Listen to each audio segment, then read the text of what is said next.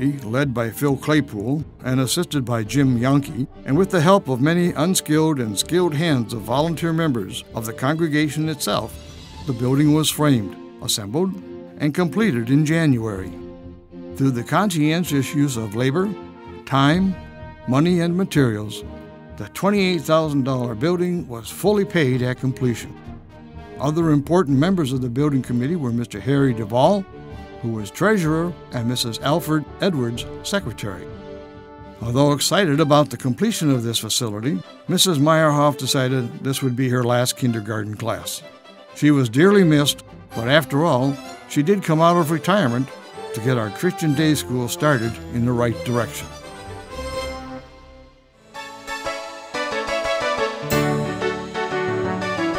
We have two guests this morning. However, they're really not guests. The first one is an older version of this man. The second is this man who we saw in the last video clip. Both are very instrumental in the early congregation of Prince of Peace. Reverend Wobrock was our pastor during the beginning years of this congregation. His was a monumental task. Can you imagine what it must have been like to be assigned to a church that had just been organized with only a small little wooden building in which to conduct services? With all of these new people, many of whom were new to the area, who were, more than likely, from many different congregations. It must have been overwhelming. Pastor Wobrock was an energetic young man who was on fire for the Lord. When he was called to the newly organized congregation, he accepted this task, and with the help of our Lord, he taught and guided the new people through many things, finding a location for a permanent building,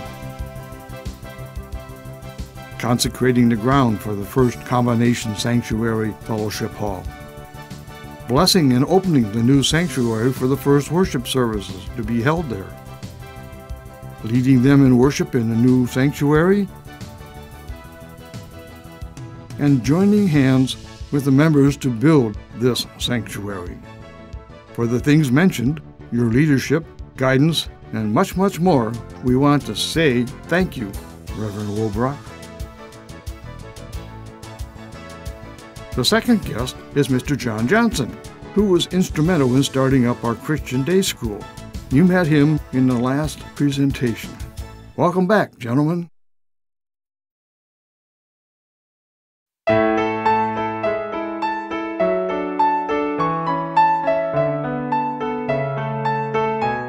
In the Bible, God calls us to spread His Word.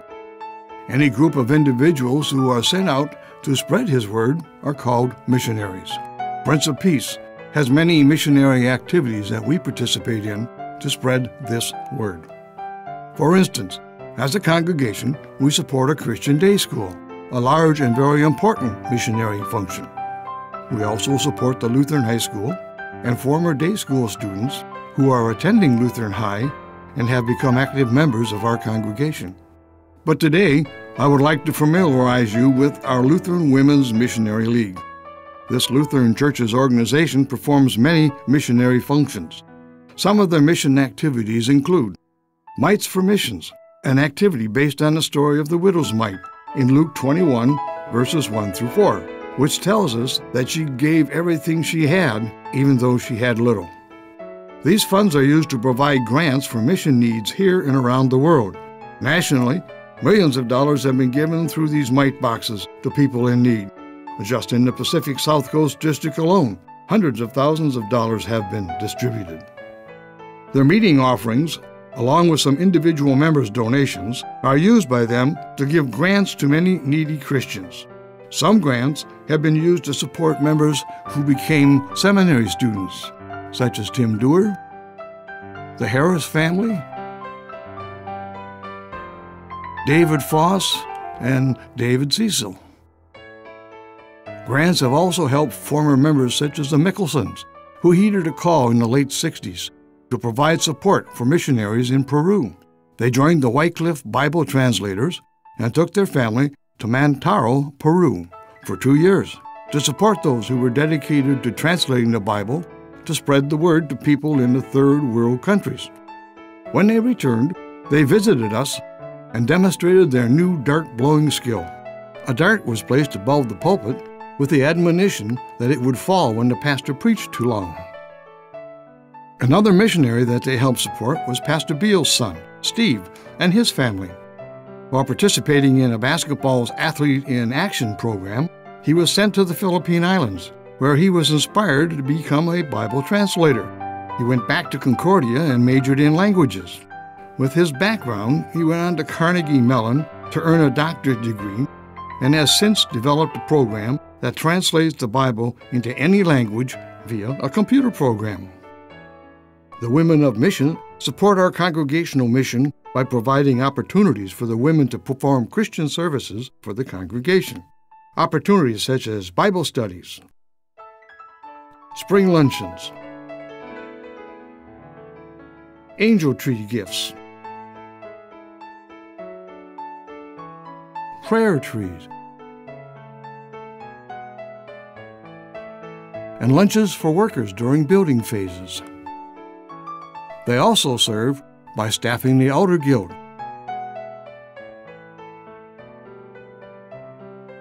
being greeters before church services, taking care of the kitchen and nursery, and decorating the church for Christmas and Easter. Here are some of the people and activities that our Women in Mission have supported by providing grants with their meeting collections through the years.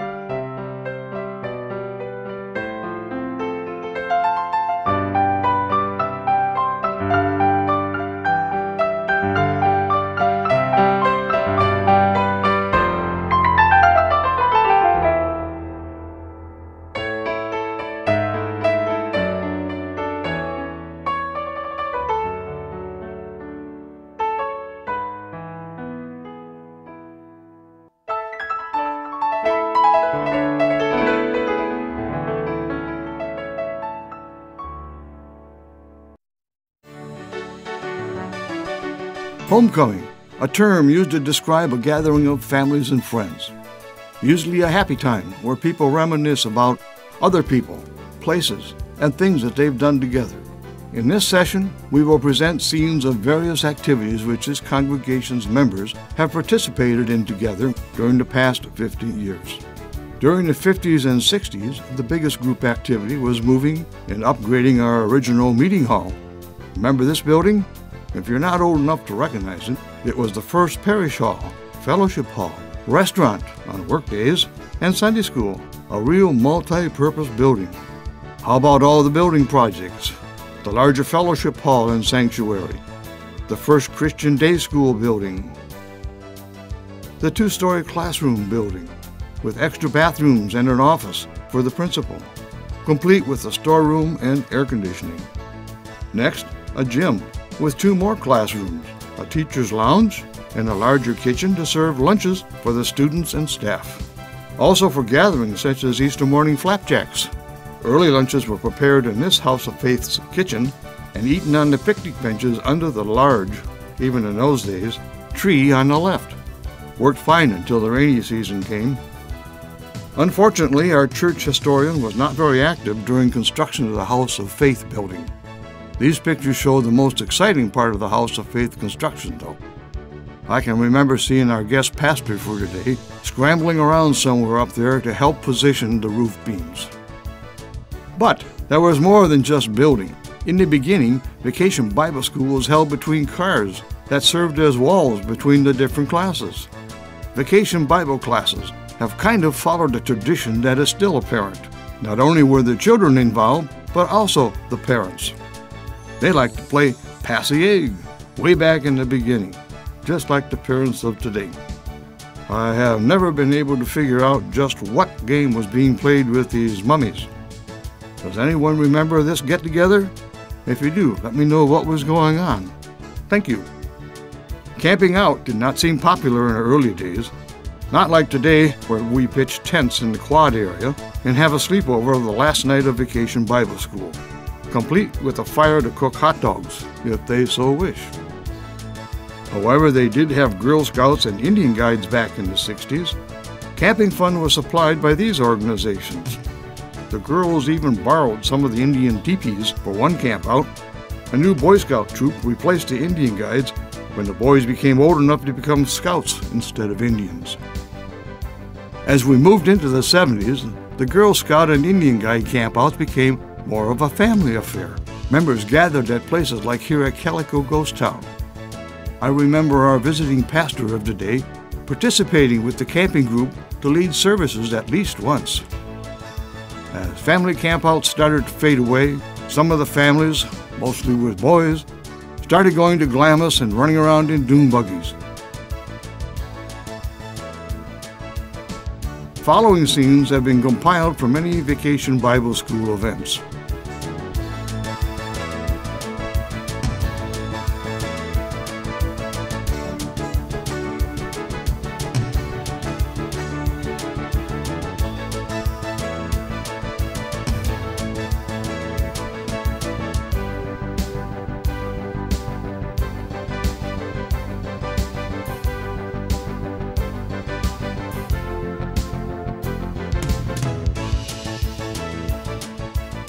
Have you been able to recognize anyone yet?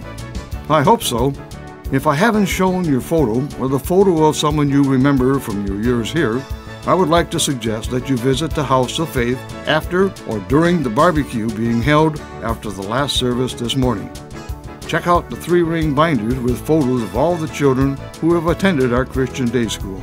Some past photo directories of members of the congregation are also available there.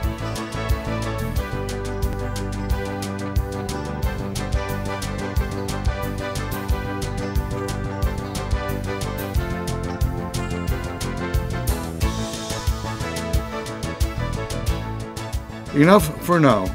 It is time to welcome today's guest speaker, Reverend Leslie Beal, our pastor from 1974 to 1984. Welcome back, Reverend Beal. Have you ever noticed this mural on the front of the preschool educational building? It is a reminder to former and present members of Prince of Peace of their commitment to train up the child in the way of the Lord, as he tells us in Proverbs 22:6. The Harry Duvall family donated this mural to honor former member Harry Duvall, who was very instrumental in the development of the preschool and day schools of Prince of Peace. They started this training early on with summer Bible classes held on the parking lot with cars used as walls to separate the classes before they even had the parish hall built. After the congregational members themselves built the present sanctuary in May of 1962, they decided to start their Christian Day School with a kindergarten and expand into other grades as necessary. They called Mrs. Anna Meyerhoff, a retired Christian teacher, to teach their kindergarten classes in the rooms on the east side of the sanctuary. Called teachers are people who have graduated from one of the earlier Lutheran teachers' colleges, now known as Concordia colleges, who have been called by individual congregations to join them as the providers of the Christian education for children, training them in the way they should go. In 1963, Mr. John Johnson joined us to teach combination first and second grades. He was joined by Carol Spitzer, now known as Mrs. Bertner, to teach the third and fourth grade classes in 1964. After much more building by members at the end of 1968 school year, we had enough classrooms to expand our school to 6 full grades. In 1969, Mr. Lauren Hake joined our staff to replace Mr. Johnson as principal and 4th grade teacher. Mrs. Hake, Verna, joined the staff shortly thereafter.